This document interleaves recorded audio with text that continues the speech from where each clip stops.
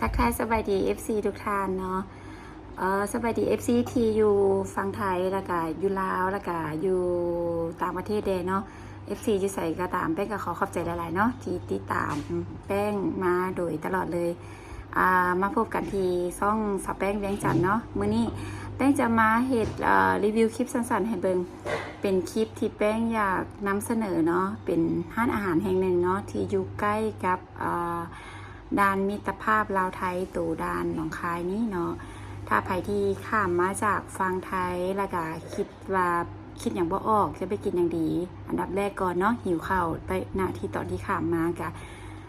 ลองไปซิมเฝอห้านี่เบิงเนาะที่อยู่ใกล้ด่านที่สุดแหละเพื่อนก็ขายมาได้30 กว่าปีละเป็นห้านที่แบบแป้งเคยไปกินตั้งแต่แป้งยังน้อยพูดแหละอาหารเพื่อนก็พอกินอยู่เนาะหลักๆก็จะมีเฝอมีลาบมีแกงเนาะแล้วก็เครื่องอื่นๆแดประเภทของฝากก็ลองมาชิมเบิ่งกันได้เนาะเดี๋ยวหรือว่า FC ผู้ใดเนาะอยากให้แป้งไปเฮ็ดร้านอาหารตัวใดเนาะให้ไปถ่ายหยังอยู่ไสถ่ายวัดบ่หรือว่าสถานที่ต่างๆที่อยู่ลาวนี่เนาะก็สามารถคอมเมนต์กันเข้ามาได้เนาะเดี๋ยวแป้งจะคอยทยอยเฮ็ดคลิปออกมาเนาะสำหรับ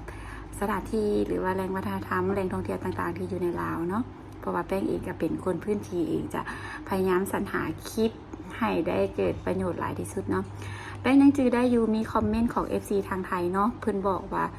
สแป้งรีวิวร้านอาหารลาวดั้งเดิม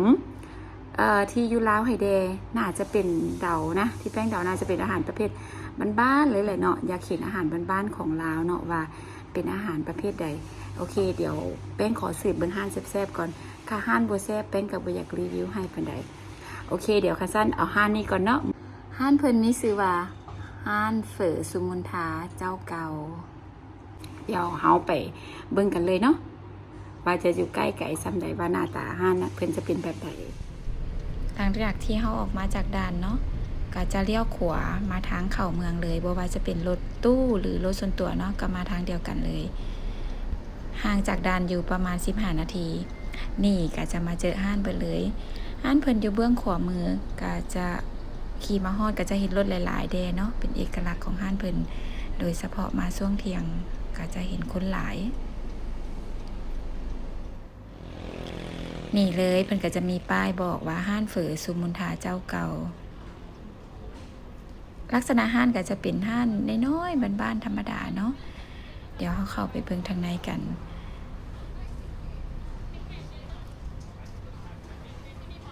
นี่ในนี่ก็จะขายบักพร้าววุ้นบักพร้าวเนาะหน้าตาก็คืออยู่ไทยแต่ว่าบางอย่างก็อาจจะนำเข้ามาจากไทยแหละแป้งคิดว่า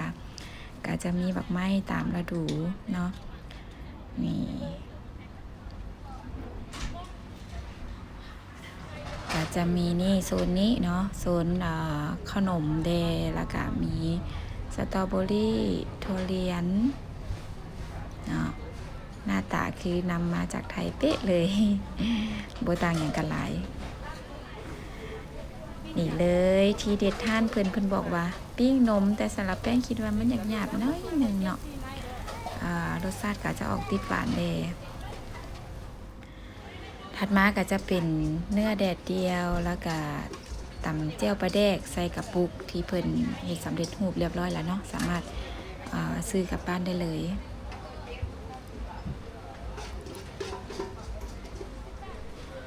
เบิ่งจากบรรยากาศแล้วก็คนมาซื้อกลับบ้านก็จะหลายเนาะเพิ่นก็จะเป็นวุ่นๆแดขายคนอยู่ในห้างนำแล้วก็สั่งกลับบ้านนำ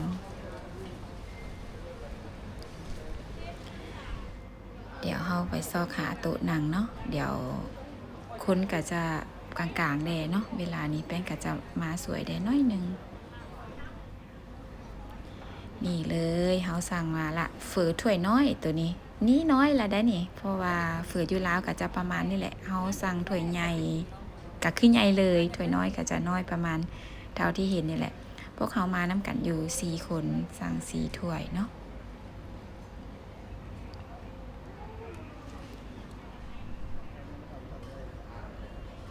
นี่ในนี้เพิ่นก็จะมีขายกาแฟ น้ำนี่ตอนพวกเขาสีเสกบินละเนาะเฟอร์4 ถ้วยกระตกอยู่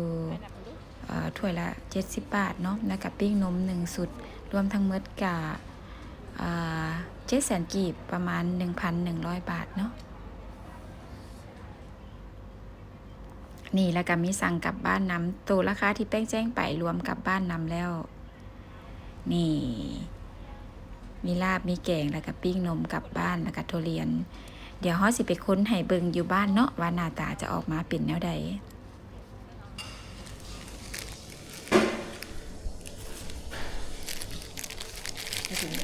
เขาสิได้ฆ่าเขา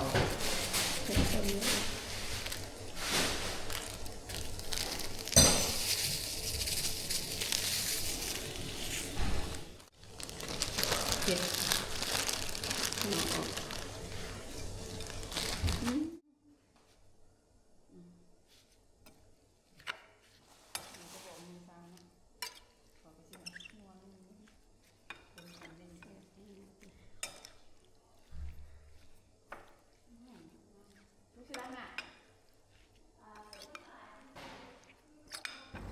เป็นจังไดเนาะหน้าตาสีสันเป็นตาแซ่บบอซอยคอมเมนต์กันเข้ามาบอกเด้อเมื่อนี้แป้งกะสิขอตัวไปซิมลาบก่อน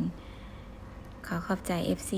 ที่ติดตามแป้งเนาะอย่าลืมกดไลค์กดแชร์เด้อเดี๋ยวคลิปหน้าแป้งจะไปถ่ายห้านอื่นๆหรือสถานที่อื่นๆให้เบิง